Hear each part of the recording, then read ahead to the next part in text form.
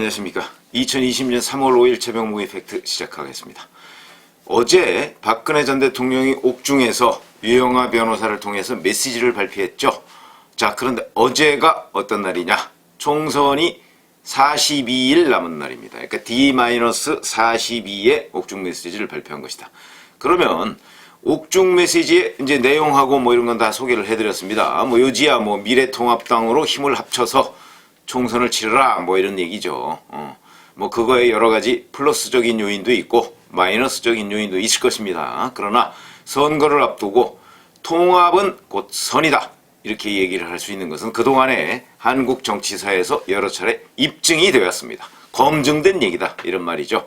그러니까 뭉치면 살고 흩어지면 죽는다는 것은 진리다 이런 말씀을 드립니다. 물론 제가 아까 말씀드렸듯이 뭐 거기에 약간의 감점 요인도 있을 수 있습니다만은 그거보다는 득점 요인이 훨씬 많기 때문에 이런 통합을 선이라고 지금 논평을 하는 것이고요. 그럼 제가 오늘 말씀드린 내용은 왜 어제 그 시점에 타이밍을 맞춰서 박근혜 전 대통령이 옥중 메시지를 발표했을까? 그걸 집중 분석해 드리겠습니다.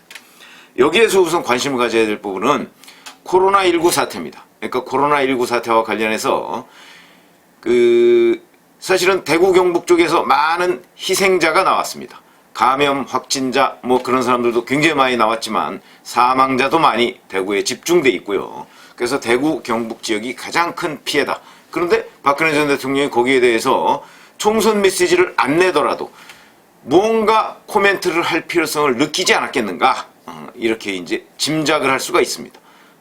그냥 모른 척하고 자기 옥중에 있다고 나는 뭐 대구 경북에 사람들이 이런 식으로 지금 코로나19에 감염돼서 고생을 하고 그 다음에 목숨을 잃는 사태에 대해서도 감옥에 있기 때문에 모르겠다 이렇게 얘기하고 있을 수가 없다. 책임이 있는 정치인이라면 라고 판단을 해서 어떤 식으로든 입장을 내야 되는데 근데 총선을 앞두고 그냥 코로나19에 대한 입장만 내기에는 또 머쓱하고 그리고 또 하나 총선을 이제 한 달여 42일 앞두고 있는데 뭔가 메시지를 내야 되는 것 아니냐 하는 시점상의 압박이 있었을 것이고요.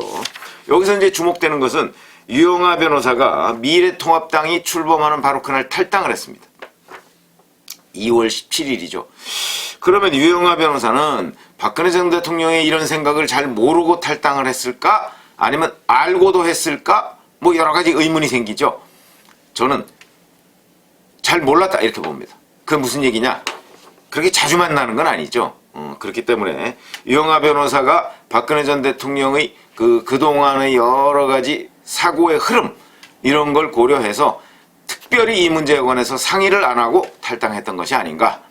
그런데 그 시점에 박근혜 전 대통령은 그 자리에서 옥중에서 내가 이러고만 있을 때가 아닌데 왜 그러냐면 이미 뭐 친박신당 나온다고 하죠. 그 다음에 이때는 친박신당 선언을 안 할 때군요. 조원진 의원이 우리 공화당 열심히 하고 있죠.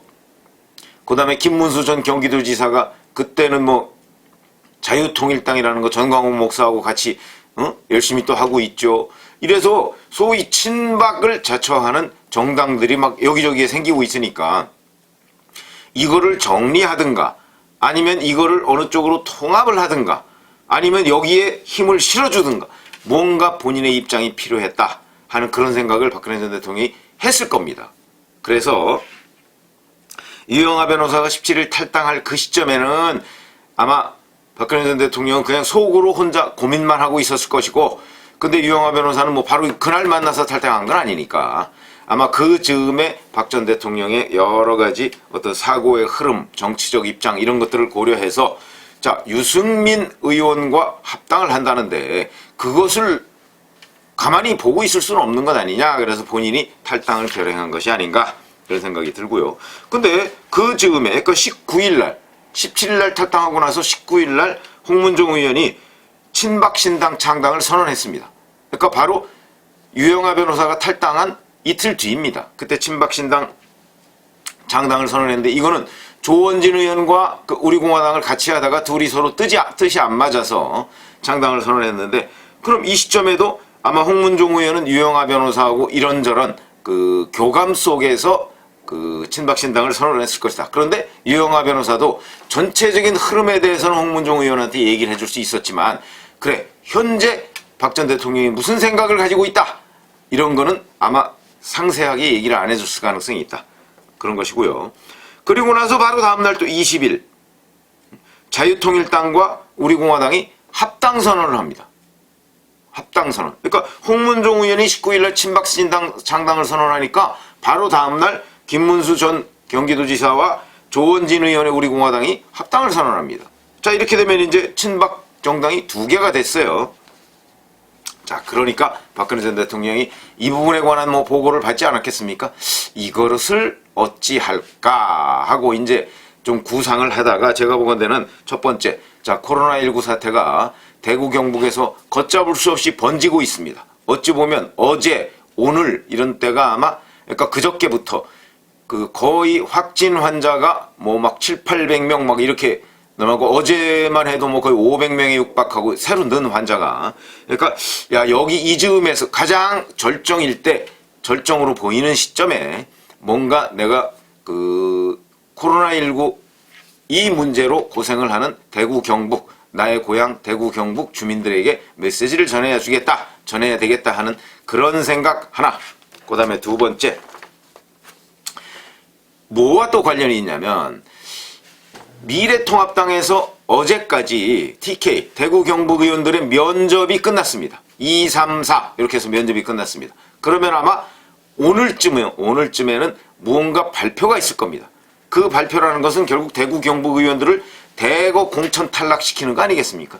공천 탈락시키면 반드시 무슨 일이 있죠? 그 다음에는 이 사람들이 이제 불복하거나, 뭐 공천 탈락도 경선을 통해서 공천 탈락하는 것이 아니기 때문에 그냥 컷오프 시키는 겁니다. 그러니까 불복하거나, 불복해서 무소속 출마를 선언하거나, 아니면 이 자유공화당으로 입당을 선언하거나, 왜냐면 자유공화당이 친박의 뭐 명맥을 이었다, 이렇게 이제 대구 경북 쪽에는 알려져 있으니까 그쪽에 가거나 뭐 이런 것 아니겠습니까? 그 가능성이 이제 오늘부터는 생기는 겁니다. 그러면 그거를 좀 차단해야 되겠다 라는 생각을 박근혜 전 대통령이, 아 그래, 그래서 어제라는 타이밍, 어제 TK에 대한 미래통합당의 공천 면접이 끝나는 시점, 그리고 오늘쯤에 아마 발표될 것으로 보이는데 그 발표가 이루어지기 직전 이 시점을 택한 것이 아닌가, 이런 생각이 듭니다. 그 다음에 세 번째는 2월 20일에 자유통일당과 우리공화당이 합당을 했기 때문에 그 후에 두 당의 합당 작업이 계속해서 이루어지고 있었고, 그 다음에 각 지역구에 조직도 이제 통합을 해야 될 거 아니겠습니까?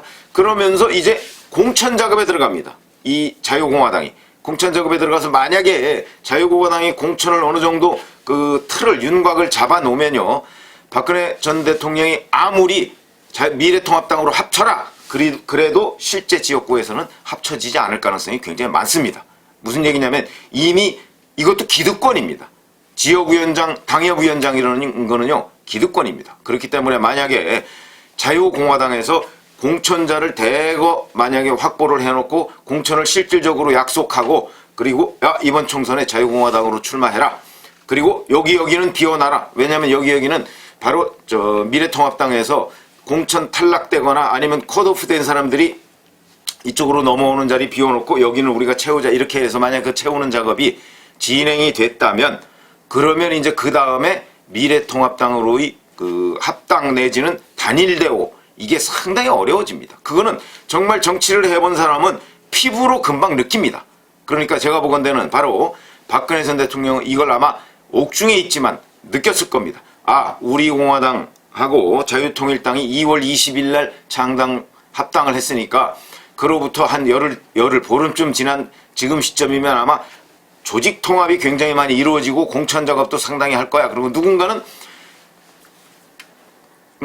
우리 자유공화당의 공천 작업이 이 정도 진행되고 있습니다 하는 얘기를 보고를 했을 수도 있고요. 그래서 그 정도가 되면, 아 그래, 이쯤에서 내가 적당히 제동을 걸지 않으면 아마도 나중에는 미래통합당으로 합당을 하라고, 또는 그쪽에 그 단일대우를 형성하라고 하더라도 이게 제대로 이루어지지 않을 거야 하는 걸 피부로 느꼈을 것이다. 그런 점에서 바로 어제라는 시점을 택한 것이 아닌가, 제가 보기에 이렇게 생각합니다. 그래서 선거의 여왕이라는 별칭을 얻었던 박근혜 전 대통령이 옥중에서도 제가 보기에는 요 타이밍을 아주 명확하게 재고 있다가 그것이 정말 필요로 하는 그 시점을 정확하게 선택을 해서 미래통합당으로의 단일대우 형성을 주문한 것이다.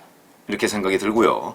그래서 이제 뭐 우리공화당 이런 데서는 당장 공천 작업을 중단하라, 미래통합당의 공천 작업을 중단하라 이렇게 얘기를 했습니다만은 아마 그런 일은 없을 것이고요. 약간의 공천 스케줄 조정은 있을 것이다. 그리고 자유공화당이나 이런 데서 뭐 지분을 많이 달라 뭐 이런 식으로 요구할 형편은 아니다. 이미 박 전 대통령이 정리를 해줬기 때문에 이런 말씀을 드립니다. 감사합니다.